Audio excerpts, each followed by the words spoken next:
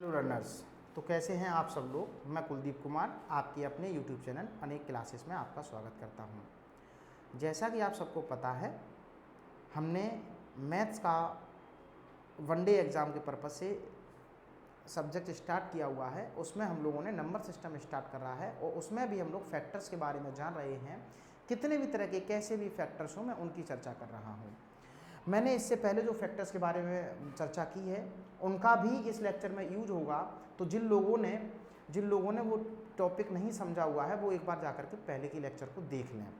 ठीक है, चलिए अब सोचते हैं। मैं एक क्वेश्चन के थ्रू आगे बढ़ता हूँ। मैं आपसे एक क्वेश्चन पूछता हूँ। मैंने आपसे कहा कि कोई नंबर है n इक्वल्स टू 2 की पावर 5 इंटू 3 की पावर 2 इंटू 11 की पावर 9। पहला क्वेश्चन मैंने आपसे पूछा कुल अभाज्य गुणनखंडों की संख्या। कुल अभाज्य गुणनखंडों की संख्या, पहला क्वेश्चन आपका ये है। टोटल प्राइम फैक्टर्स, पहला क्वेश्चन। दूसरा आपसे क्वेश्चन है कुल गुणनखंडों की संख्या। कुल गुणनखंडों की संख्या। दूसरा क्वेश्चन आपसे मेरा ये है टोटल नंबर ऑफ फैक्टर्स। ठीक है। तीसरा क्वेश्चन आपसे मेरा ये है सभी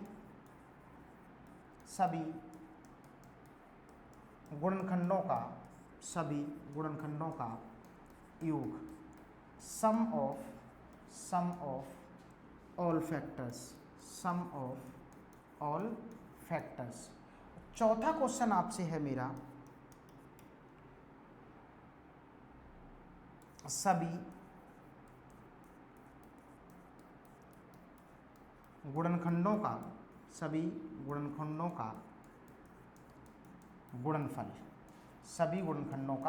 गुणनफल। Product of all factors. चार क्वेश्चन हैं। इससे चौथे क्वेश्चन की आज हमारी थीम बनेगी, बेस बनेगा। और इसके बाद हम ये 3 क्वेश्चन का बेस बता चुके हैं इससे पिछले वीडियो में, वो भी करेंगे। तो जब भी आपके पास total number of prime factors पता करने होते हैं तो जो प्राइम फैक्टर्स की पावर होती है उसका ही मल्टीप्लाई कर देते हैं। तो ये प्राइम नंबर्स ऑलरेडी हैं, तो इसका आंसर होगा 5 इंटू 2 इंटू 9। लोग देखते रह जाएंगे और लोग आप आंसर दे के निकल जाओगे। क्लियर है, अभाज्य गुणनखंड आपने बता दिए। फिर आपसे दूसरा क्वेश्चन कहता है कुल गुणनखंडों की संख्या। तो जो भी आपके पास अभाज्य गुणनखंड होते हैं उन पे जो पावर लग रही होती है उसमें एक बढ़ा करके मल्टीप्लाई करते हैं। इस पे 5 है तो यहाँ पे 6 का मल्टीप्लाई, और यहाँ पे 2 है तो यहाँ 3 का मल्टीप्लाई, यहाँ 9 है तो यहाँ पे 10 का मल्टीप्लाई। यही हमारा क्या हो गया बेटा, आंसर। क्लियर है। अब हम बात कर लेते हैं सभी गुणनखंडों का योग। तो सभी गुणनखंडों के योग के लिए क्या बताया था, जीपी फॉर्मूला। तो यहाँ पे 2 है बेटा, तो 2 की पावर 5 है तो 1 बढ़ाओ 6 माइनस 1 अपॉन में 2 माइनस 1 इंटू। अब इसके लिए क्या करेंगे बेटा, फिर यहाँ पे 3 लिखा हुआ है तो 3 की पावर 2 है, उस पर 1 बढ़ाओ 3 माइनस 1 अपॉन 3 माइनस 1 इंटू। इसकी बाद अब बात करेंगे 11 है तो 11 की पावर 9 है तो 1 बढ़ा दो 10 माइनस 1 अपॉन 11 माइनस 1। इनका मल्टीप्लाई कर लेंगे और यही हमारा क्या हो जाएगा बेटा, आंसर हो जाएगा। क्लियर है। अच्छा, अब बात आती है इसकी सभी गुणनखंडों का गुणनफल। मैं आपसे क्वेश्चन कहता हूं, क्वेश्चन नहीं कहता, चीजों को समझना मैं आपसे क्या कहना चाहता हूं। जैसे मैं इसके पहले क्वेश्चन की थीम को समझाना चाहता हूं। जैसे मैंने आपसे कहा कोई नंबर है आपके पास 6। मेरा क्वेश्चन है आपसे इसके सभी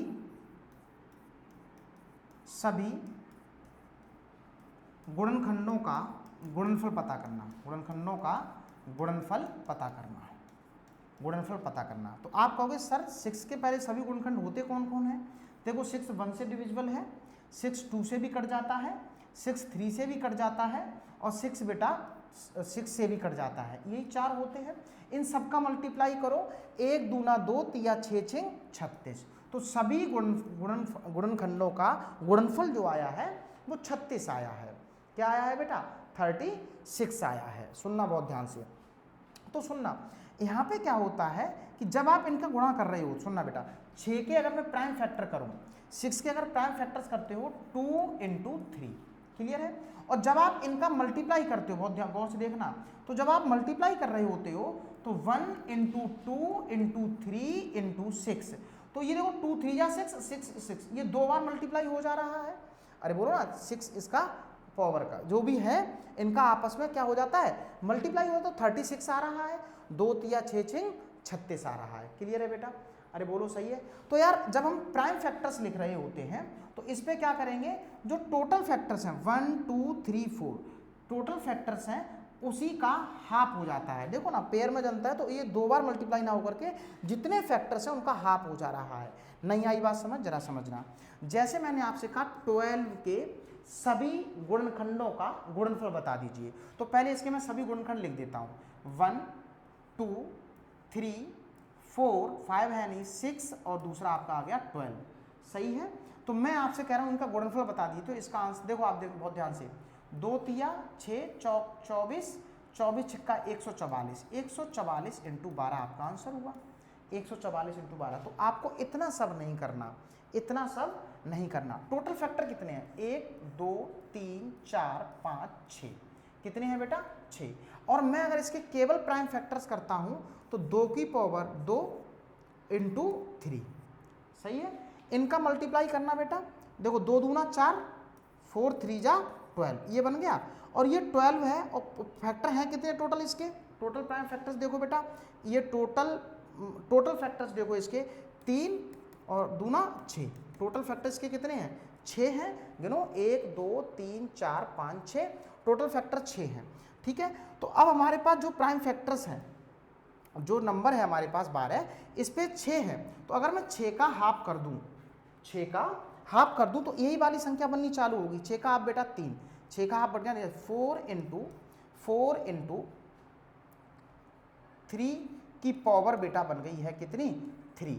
तो जब आप इनको ओपन करोगे तो 4 × 4 × 4 × 3 × 3 × 3, ठीक है। तो 3 चौक 12 मैंने यहाँ पे लिख दिया, 4 चौक 16, 16 तिया 48 तिया 144, देखो फिर से यही बन गया, फिर से यही बन गया। तो आपको इतना सब कुछ नहीं करना, सीधा रिजल्ट पे काम करना है। क्या करना है, सीधा रिजल्ट पे काम करना है। क्या रिजल्ट बनाता हूँ मैं, अब सुनना बहुत ध्यान से। रिजल्ट क्या है इसको सुनेंगे, देखिए बेटा, रिजल्ट ये है कि अगर आपके पास कोई नंबर है n, अगर आपके पास कोई नंबर है वो प्राइम फैक्टराइजेशन में लिखा हुआ है a to the power p × b to the power q × r to the power c to the power r, c to the power r। तो अगर आपको प्रोडक्ट निकालना है तो product of all factors, product of all factors, सभी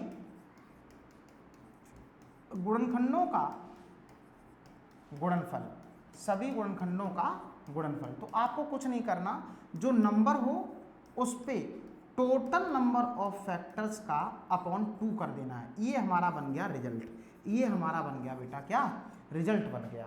मेरी बात समझ में आई। एग्जाम्पल के लिए मैंने आपसे कहा कि कोई नंबर है बेटा लेट से 36, कोई नंबर है बेटा लेट से 36। मैं आपसे क्वेश्चन पूछना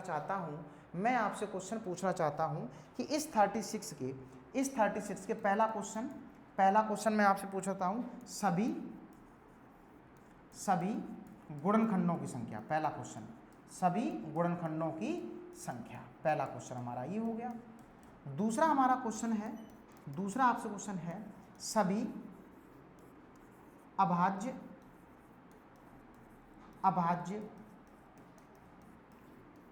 गुणनखंडों की संख्या, सभी अभाज्य गुणनखंडों की संख्या। तीसरा क्वेश्चन है सभी गुणनखंडों का योग, ठीक है। और चौथा क्वेश्चन है आपसे लास्ट, सभी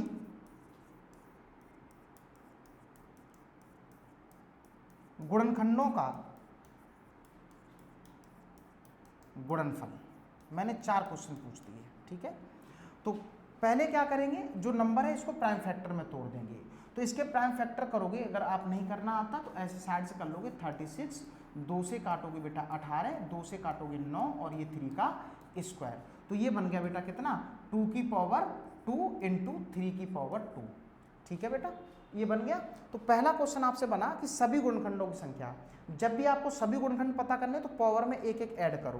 तो 2 की पावर 2 है, 2 की पावर कितनी हो गई 3 बना दो यहाँ पर, और यहाँ पर भी कितना बना दो 3। तो सभी गुणनखंड कितने हो गए इसके 9। टोटल नंबर ऑफ फैक्टर्स इसके कितने हो गए बेटा 9। पहले वाले का आपने आंसर दिया।